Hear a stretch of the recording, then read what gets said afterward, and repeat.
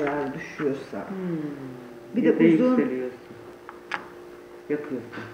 uzun şey yaptıysan, hani uzun süre bir çalışma yaptıysan, Fişten çekelim mi hocam? yok, gerek yok şu an. Bu lehimleyerek yapmış şu kısımları.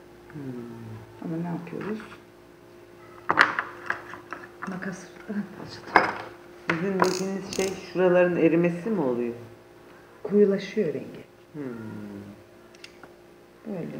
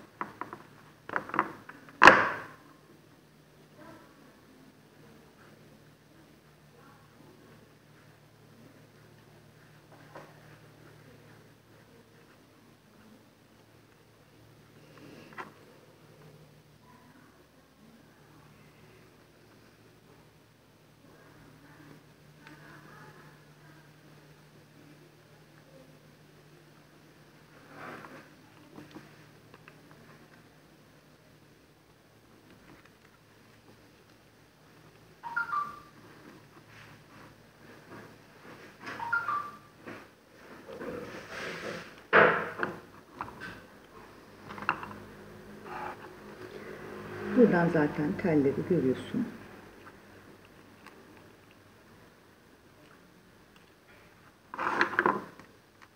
Önce porselendeki vidaları yerleştiriyorsun.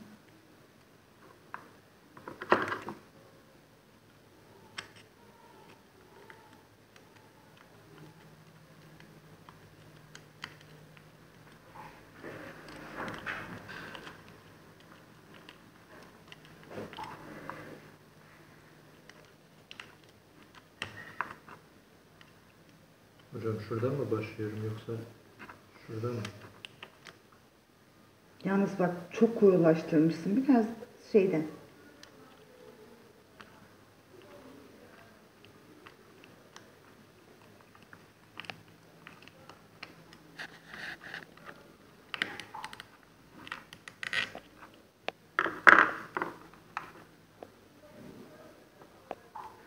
Sonra kalemindeki.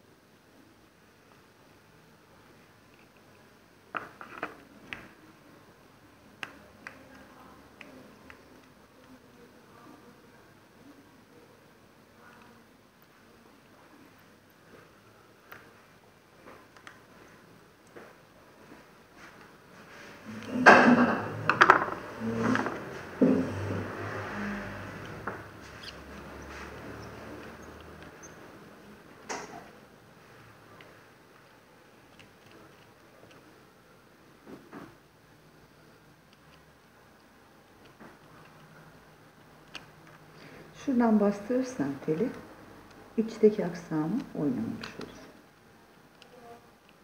İyice sıkıştırıyoruz.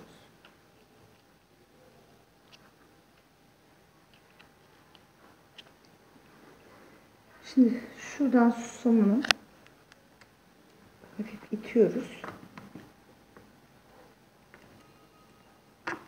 Yani buradan çevirirken somuna tam otursun diye.